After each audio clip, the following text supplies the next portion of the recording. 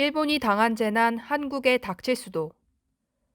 일본 후쿠시마 원전 사고 1년 후인 2012년 봄, 후쿠시마현 후타바군 도미오카마치에 다녀온 구호단체 무스부의 미야모토 히데미 대표는 차분한 목소리로 이렇게 말했습니다. 마을엔 버려진 소들만 있었어요. 그것 외엔 아무런 소리가 없었고요. 마치 세상이 끝난 것 같다는 생각이 들었죠. 사람은 사라졌지만 벚꽃은 계속 예쁘게 피고 있었습니다. 해마다 봄이면 벚꽃이 아름답게 피어 많은 사람들이 찾았던 도미오카마치의 요노모리는 사고가 난 원전에서 7km 떨어진 곳에 있습니다. 일본 정부는 후쿠시마 원전 사고 발생 9년 만인 2020년에 요노모리역 주변을 기환 곤란 지역에서 풀기로 했습니다. 방사능 오염 속에 핀 요노모리의 벚꽃. 미야모토 대표는 도미오카 출신인 어머니와 다른 고향 주민들을 위해 당시 한 사진작가와 함께 요노모리에 다녀왔습니다. 정부의 출입 허가를 받고 방호복을 입어야 들어갈 수 있는 이 지역은 방사선 수치가 높아 최대 4시간만 체류할 수 있었습니다. 그는 당시 찍은 사진으로 후쿠시마현과 도쿄 주변 간토지방 일대를 돌며 이동 전시회를 열었습니다. 황급히 탈출해 곳곳에 흩어져 살고 있는 후쿠시마 피난민들에게 사진으로나마 고향을 돌려주고 싶었기 때문입니다.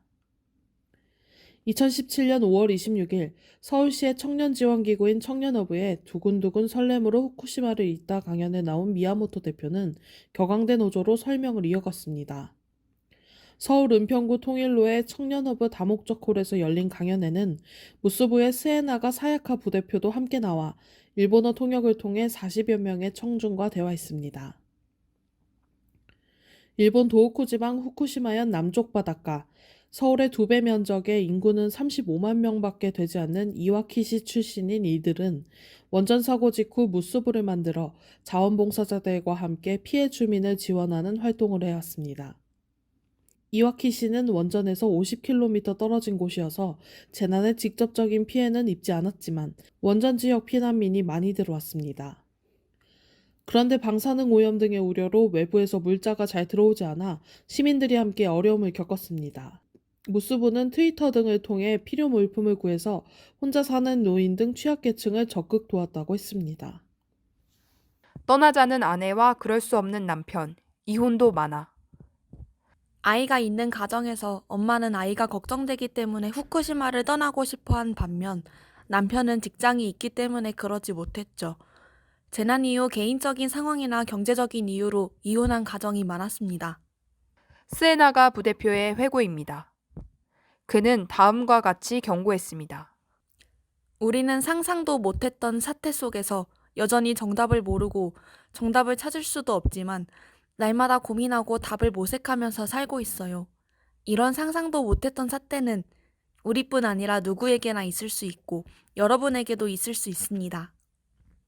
대형 자연재해와 인재가 만든 복합재난. 이들이 전한 대로 후쿠시마 원전 주변 지역은 돌아갈 수 없는 폐허가 됐습니다. 2011년 3월 11일 도호쿠 지역을 강타한 지진과 쓰나미에 이은 후쿠시마 원전 사고는 당시 총리였던 간 나오토의 표현대로 전례 없는 대형 자연재해와 대비를 제대로 못한 인재가 겹친 복합재난이었습니다. 규모 9.0의 강진과 15m 높이의 쓰나미는 후쿠시마현 일부를 포함한 일본 동북 지역을 초토화하면서 도쿄전력 후쿠시마 제1원전의 전원 상실, 스테이션 블랙아웃을 불렀습니다. 이는 원자로의 노심 용융, 즉 멜트다운과 함께 1호기부터 4호기까지 연쇄 수소 폭발로 이어졌고 다량의 방사성 물질이 대기 중으로 방출되는 재앙을 낳았습니다. 일본 원전은 안전하다고 되뇌었던 도쿄전력과 일본 정부는 사고 수습에 무능했고 정보를 은폐하는 데 급급했습니다. 예를 들어 원전의 비상전원까지 끊겨 원자로에 냉각수를 공급할 수 없다면 소방차로 바닷물을 끌어다 붓는 조치라도 해야 하는데 시미즈 마사타카 사장 등 도쿄전력 수뇌부가 원자로 연구 손상을 우려해 결정을 미루는 바람에 돌이킬 수 없는 사태로 이어졌습니다. 한 부지 안에 있던 6개의 원자로 중 오래된 순서대로 4기가 터졌고 이 중 4호기는 가동 중단 상태라 노심 용융이 없었는데도 연쇄 폭발한 것에 대해 국제원자력기구 등 국제기구와 전문가들은 낡은 원전의 위험성과 다소기의 동시 사고 가능성을 보여준 사례로 특히 주목했습니다. 당시 우리나라의 경우 설계 수명을 다한 원전을 연장해서 가동하고 부산과 울산 일대 고리원전 본부에 원전 10기가 밀집 건설되고 있었기 때문에 더욱 경고의 의미가 컸습니다. 지금도 원자로 내부 접근 불능, 오염수는 콸콸. 후쿠시마 참사는 11년이 지난 지금도 진행 중이라고 평가됩니다. 정상적으로 수명을 다한 경우의 폐로도 30년에서 40년이 걸리는데 후쿠시마 원전의 경우 아직 사고 상황조차 정확하게 파악되지 않은 상태입니다. 동국대 원자력 에너지 시스템 공학과 박종훈 교수는 2018년 2월 4일 단비뉴스 전화 인터뷰에서 이렇게 설명했습니다. 후쿠시마 사고로 녹아내린 원자로 안에는 사람이 접근할 수 없는 상태입니다. 로봇을 집어넣어도 고장나는 경우가 다반사이기 때문에 그 안이 정확히 어떤 상황인지 파악할 수 없어 폐로를 언제까지 할 수 있을지 계획을 잡는 것 자체가 불가능해요. 원전에서 인근 바다로 쏟아져 나오고 있는 방사능 오염수도 여전히 통제 불능입니다. 교도통신 등 일본 국내의 보도를 종합하면 2018년 말 기준 후쿠시마 제1원전 1에서 4호기 원자로 주변에 흐르는 약 1000톤의 지하수 중 수백 톤이 고농도 오염수와 섞여 매일 바다로 흘러 들어가고 있습니다. 이 때문에 세계 여러 나라가 후쿠시마 근해산 수산물 수입을 금지하고 있지만 일본 정부는 우리나라의 수입 금지를 문제 삼아 세계무역기구에 제소하는 등 적반하장의 태도를 보였습니다. 세계무역기구는 2019년 최종심에서 한국의 수입금지 조처가 정당하다고 판정했습니다. 원전 사고가 난 일본의 인접국인 한국이 환경의 잠재적 위험을 고려해 일본산 식품을 엄격하게 검역할 권리가 있다는 뜻입니다. 한편 일본 정부는 후쿠시마 원전 부지에 저장해온 원전 오염수를 2023년부터 바다에 방류하겠다고 밝혀 국제사회에서 논란이 일고 있습니다. 후쿠시마 원전 사고는 일본 정부와 도쿄전력의 무능과 무책임, 부도덕성을 적나라하게 드러냈습니다. 대형 민간 전력 회사인 도쿄전력은 2011년 3월 11일 쓰나미로 인해 원전의 전원이 상실되는 사고가 났을 때 정부에 즉각 정보를 제공하고 사고 수습에 나서야 할 의무가 있었습니다. 그러나 비용 감축의 귀재라는 별명을 얻으며 승승장구했던 시미즈 마사타카 사장은 사고 발생 이튿날 지방 출장에서 복귀한 후 한 달 동안 공식 석상에 나타나지 않았습니다.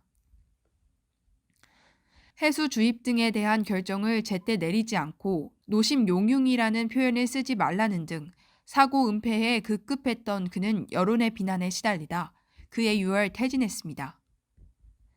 사고 발생 1년 6개월 후인 2012년 9월에는 일본 원자력 시설의 안전 규제를 담당하던 원자력 안전위원회와 원자력 안전보안원이 폐지됐습니다. 니폰TV 등 일본 언론 보도에 따르면 폐지 당시 원자력 안전보안원장은 이렇게 말했습니다.